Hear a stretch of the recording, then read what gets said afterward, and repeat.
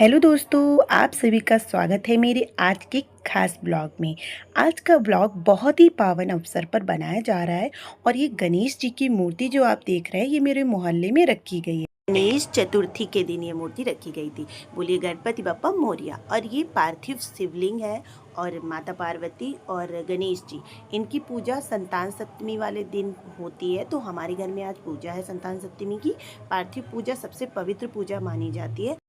संतान सप्तमी की पूजा भाद्रपद में सप्तमी तिथि को मनाई जाती है और ये अपनी संतान के उज्जवल भविष्य के लिए हर माँ और पिता दोनों ही इस व्रत को कर सकते हैं। पार्वती को सुहाग की देवी माना जाता है और उनकी पूजा करने से अखंड सौभाग्य और सुहाग का आशीर्वाद मिलता है।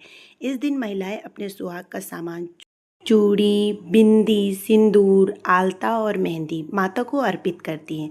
कहा जाता है कि इससे पति की उम्र लंबी होती है और परिवार में सुख समृद्धि बनी रहती है। अपनी श्रद्धा के अनुसार कीजिए। बहुत चीज़ों का ज़रूरी नहीं है कि आपके पास नहीं।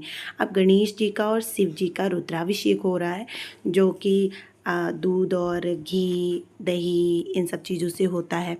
भोलेनाथ देवों के देव महादेव हैं, सभी के आराध्य, सभी के प्यारे हैं। वे इतने सरल हैं कि भक्त का एक लोटा जल सभी मुश्किलों का हल कहा जाता है। तो सच्चे मन से अगर चढ़ाया जाता है एक लोटा जल तो वो प्रसन्न हो जाते हैं। शिव जी को भोला इसीलिए कहा जाता है क्योंकि वे अपने भक्तों की भक्ति में छुपे सच्चे भाव को देखते हैं, ना कि पूजा की भव्यता को। उनका हृदय बहुत दयालु और करुणामय होता है। किसी के पास धन दौलत है तो वो बहुत अच्छे फल लेकर जाता है, बहुत अच्छी मेवा मिष्ठान चढ़ाता है। इस चीज़ के भूखे नहीं होते मेरे भोलेनाथ। उनको बस श्रद्धा और भाव से एक फूल भी अर्पण कर दोगे तो वो भी उन्हें मान्य होगा। बस भाव से चढ़ाया जाना चाहिए, उसमें किसी भी तरीके का घमंड और ईर्ष्या नहीं होनी चाहिए। आप शिव जी और गणेश जी को चंदन लगा रहे हैं और गणपति जी को भी चंदन लगाते हैं। पूजा में सबसे बड़ा नियम यही है कि मन सच्चा होना चाहिए। भगवान को किसी दिखावे की ज़रूरत नहीं होती, वो हमारे भाव और श्रद्धा को ही स्वीकार करते हैं। हमारे मन में जो भी सच्ची भावना आती है प्रभु उसे तुरंत ज्ञान जान लेते हैं, क्योंकि भगवान हमारे हृदय के विचारों में भी समझते हैं। आराधना का अर्थ सिर्फ मंत्रों और विधि विधान से नहीं है, बल्कि अपने मन को भक्ति में लगा देना और ही सबसे बड़ी पूजा है। कहा भी गया है कि भावना से बढ़कर कुछ नहीं, यदि मन से पुकारो तो भगवान तुरंत सुनते हैं। आज की इस पूजा में मैंने यही प्रार्थना की है कि सभी के जीवन में सुख शांति और संतोष बना रहे।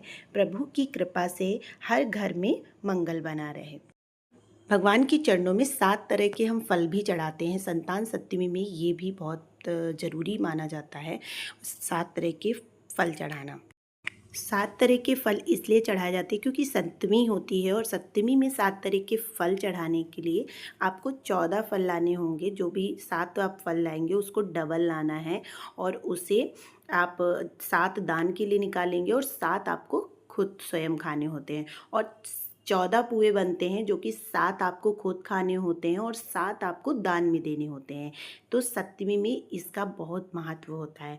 अगर आपके पास इस तरीके का जो सुविधा नहीं है, आप 7 ही चढ़ा सकते हो तो आप 7 भी कर सकते हैं, लेकिन अगर आपके पास सुविधा है तो 14 ही चढ़ाएं, ताकि जैसे कि जो चीज़ें अगर पूजा करते जाते हैं और हम दान के लिए भी कुछ चीज़ें निकालते हैं तो उससे हमारे संतान के लिए और अच्छा और उत्तम माना जाता है। ये पूजा हमारी दादी की परंपरा से जैसे वो करती थी उसी तरीके हम करते हैं। सबकी अपनी परंपरा होती है, अपनी पूजा का विधान होता है। हमारे यहाँ दादी हमेशा डबल चीज़ें लाती थी, जैसे 7 फल तो 7 और एक्स्ट्रा, और 7 हुए तो 7 और एक्स्ट्रा बनवाती थी, ताकि वो जो दान में निकलता है वो दान में जब बच्चों के लिए दीर्घायु और उन्नति और भविष्य, अच्छे भविष्य के लिए अच्छा माना जाता है। ये जो चांदी का कंगन आप देख रहे हैं ये माताएं धारण करती हैं 7 दिन के लिए। तब 7 दिन होते ही इसको आप उतार के रख सकते हैं, या फिर पहनना चाहें तो आप पूरा एक पहन भी सकते हैं। अब लीजिए कथा का आनंद। जय श्री महादेव। एक दिन महाराज युधिष्ठिर ने भगवान से कहा, हे प्रभु, कोई ऐसा उत्तम व्रत बतलाइए जिसके प्रभाव से मनुष्यों के अनेकों सांसारिक क्लेश दुख दूर होकर वे पुत्र एवं पौत्रवान हो जाएं। यह सुनकर भगवान बोले, हे राजन, तुमने बड़ा ही उत्तम प्रश्न किया है। मैं तुमको एक पौराणिक इतिहास सुनाता हूँ, ध्यान पूर्वक सुनो। एक समय लोमस ऋषि ब्रजराज की मथुरापुरी में वसुदेव देवकी के घर गए। ऋषिराज को आया हुआ देख करके दोनों अत्यंत प्रसन्न हुए तथा उनको उत्तम आसन पर बैठाकर श्री उनका संतान अनेक प्रकार से सप्तमी वंदन और सत्कार किया।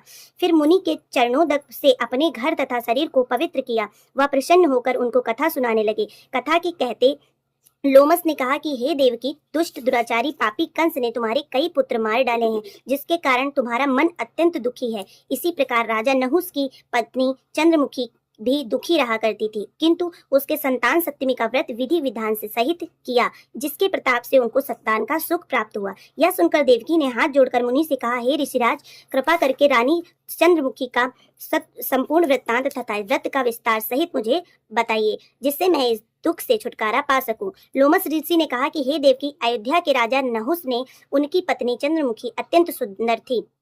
नाहुस थे, उनकी पत्नी चंद्रमुखी अत्यंत सुंदर थी। उनके नगर में विष्णु गुप्त नाम का एक ब्राह्मण रहता था। उसकी स्त्री का नाम भद्रमुखी था। वह भी अत्यंत रूपवती सुंदर थी। रानी और ब्रह्मचारिणी में अत्यंत प्रेम था। रानी और ब्रह्माणी में अत्यंत प्रेम था। एक दिन वे दोनों सरयू नदी में स्नान करने के लिए गई। वहां उन्होंने देखा कि अन्य बहुत सी स्त्रियां सरयू नदी में स्नान करके निर्मल वस्त्र पहनकर एक मंडप में शंकर एवं पार्वती की मूर्ति स्थापित करके पूजा कर रही थी। रानी और ब्रह्माणी ने यह देखकर उन स्त्रियों से पूछा कि बहनों, तुम यह किस देवता की ओर और किस प्रकार कारण से पूजन व्रत आदि कर रही हो। यह सुनकर स्त्रियों ने कहा कि हम संतान सप्तमी का व्रत कर रही हैं और हमने शिव पार्वती का पूजन चंदन अक्षत आदि से षोडशोपचार विधि से किया है। यह इसी पुनीत व्रत का विधान है। यह सुनकर रानी और ब्रह्माणी ने भी इस व्रत को करने का मन संकल्प लिया और घर वापस लौटकर आई। तो ब्रह्माणी भद्रमुखी तो इस व्रत को नियम पूर्वक करती रही, किंतु रानी चंद्रमुखी राजमत के कारण कभी इस व्रत को नहीं करती। कभी करती, कभी नहीं करती, कभी भूल जाती। कुछ समय बाद दोनों मर गईं। दूसरे जन्म में रानी बंदरिया और ब्रह्माणी ने मुर्गी की योनि पाई, परंतु ब्रह्माणी मुर्गी की योनि में भी कुछ नहीं भूली और भगवान शंकर तथा पार्वती का ध्यान करती रही। उधर रानी बंदरिया की योनि में भी सब कुछ भूल गई। थोड़े समय के बाद दोनों ने यह देह त्याग दी। अब इनका तीसरा जन्म मनुष्य योनि में हुआ। उस ब्रह्माणी ने एक ब्राह्मणी के यहाँ कन्या के रूप में जन्म लिया और उस ब्राह्मण कन्या का नाम भूषण देवी रखा गया तथा विवाह गोकुल निवासी अग्निशील ब्राह्मण से कर दिया। भूषण देवी इतनी सुंदर थी कि आभूषण रहित होते हुए भी अत्यंत सुंदर लगती थी। कामदेव की पत्नी रति भी उसके सम्मुख लजाती थी। भूषण देवी के अत्यंत सुंदर सर्वगुण संपन्न चंद्रमा के कमान धर्मवीर कर्मनिष्ठ सुशील स्वभाव वाले 8 पुत्र उत्पन्न हुए। यह सब शिवजी के व्रत का पुनीत फल था। दूसरी ओर शिव विमुख रानी के गर्भ से कोई भी पुत्र नहीं हुआ। वह निसंतान रहने लगी। रानी ब्राह्मणी में जो प्रतिदिन पहले जन्म में भी बनी रही। रानी जब वृद्धावस्था को प्राप्त होने लगी तब उसने गूंगा, बहरा तथा बुद्धाहीन अल्पायु वाला पुत्र हुआ। वह 9 वर्षों की आयु में ही इस क्षण भंगुर संसार को छोड़कर चला गया। अब तो रानी पुत्र शोक में अत्यंत दुखी और व्याकुल रहने लगी। दैव योग से भूषण देवी ब्राह्मणी और रानी के यहाँ अपने पुत्रों को लेकर आई।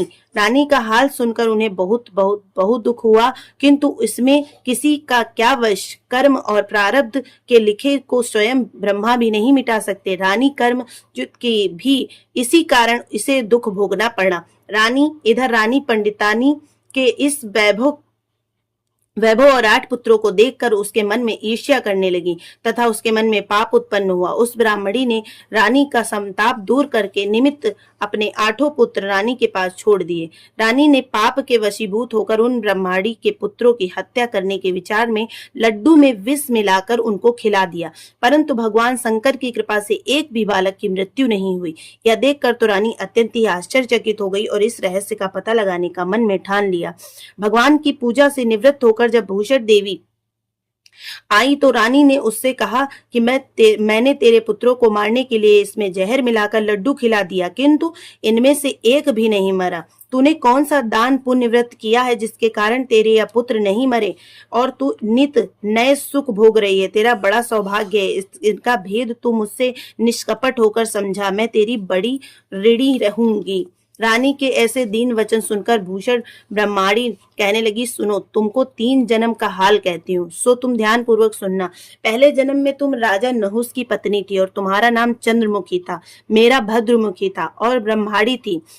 अब हम तुम अयोध्या में रहते थे और मेरी तुम्हारी बड़ी प्रीति थी। एक दिन हम तुम दोनों सरयू नदी में स्नान करने गए और दूसरी स्त्रियों को संतान सप्तमी का उपवास, शिव जी का पूजन अर्चन करते देख हमने इस उत्तम व्रत को करने की प्रतिज्ञा की थी, किंतु तुम सब कुछ भूल गई और मैं झूठ बोलने का दोष तुमको लगा, जिसे आज भी भोग रही हो। मैंने इस व्रत को आचार विचार सहित नियम पूर्वक सदैव किया और आज भी करती हूँ। दूसरे जन्म में तुमने बंदरिया का जन्म लिया तथा तुम्हें मुर्गी की योनि मिली। भगवान शंकर की कृपा से इस व्रत के प्रभाव तथा भगवान को इस जन्म में भी न भूली और निरंतर उस व्रत को नियमानुसार करती रही। तुम अपने बंदरिया के जन्म में भी भूल गई।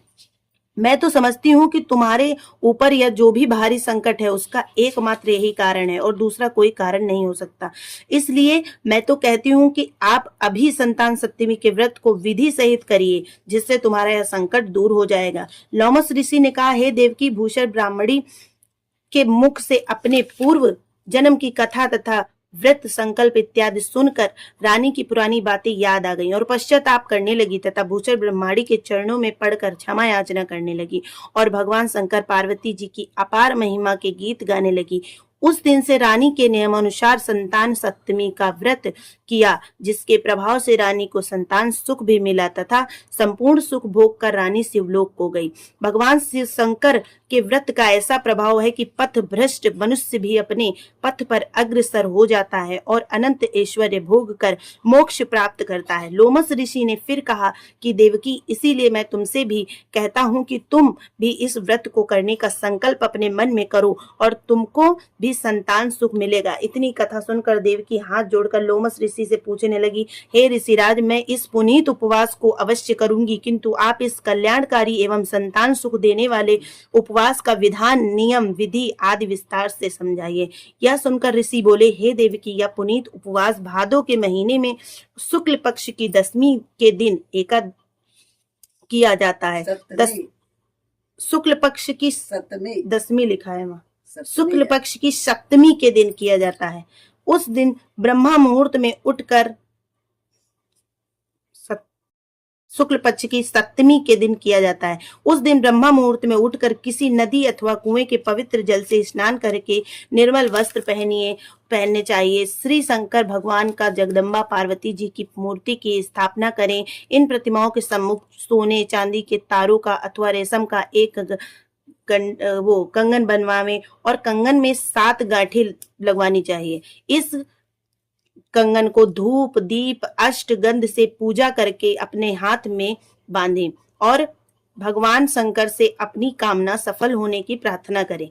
तदंतर 7 पुआ बनाकर भगवान का भोग लगावें और 7 ही पुए एवं तथा शक्ति सोने अथवा चांदी की अंगूठी बनवाकर इन सबको एक तांबे के पात्र में रखकर उनका सोचार करके विधि से पूजन करके किसी सदाचारी धर्मनिष्ठ पात्र ब्राह्मण को दान देवे।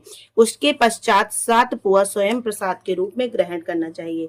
इस प्रकार इस व्रत का पारायण करना चाहिए। प्रति साल की शुक्ल पक्ष की सप्तमी के दिन हे देव की इस व्रत को इस प्रकार नियम पूर्वक करके समस्त पाप नष्ट हो जाते हैं और भाग्यशाली संतान उत्पन्न होती है तथा अन्य अंत में शिवलोक की प्राप्ति भी होती है। हे देवकी, मैंने तुमको संतान सप्तमी का व्रत संपूर्ण विधान विस्तार सहित वर्णन किया है, उसको अब तुम नियम पूर्वक करो, जिससे तुमको उत्तम संतान पैदा होगी। और इतनी कथा सुनकर भगवान आनंद कंद श्री कृष्ण ने धर्मावतार युधिष्ठिर से कहा कि हे लोमस ऋषि, इस प्रकार हमारी माता को शिक्षा देकर चले गए। ऋषि के कथानुसार हमारी माता ने इस व्रत को नियमानुसार किया, जिसके प्रभाव से हम उत्पन्न हुए। यह व्रत विशेष रूप से स्त्रियों के लिए कल्याणकारी, परंतु पुरुषों को भी समान रूप से कल्याणदायक है। संतान सुख देने वाला, पापों का नाश करने वाला यह उत्तम व्रत, जिसे स्वयं भी करे तथा दूसरों से भी कराएं। यह नियम पूर्वक जो इस व्रत को करता है और भगवान शंकर एवं पार्वती के सच्ची मन से आराधना करता है, निश्चय ही अमर पद पैदा करके अंत में शिवलोक को जाता है। बोलो भगवान शंकर की जय हो। पूजा का क्रम सामान्यतः इस तरह रहता है। अब आरती करेंगे।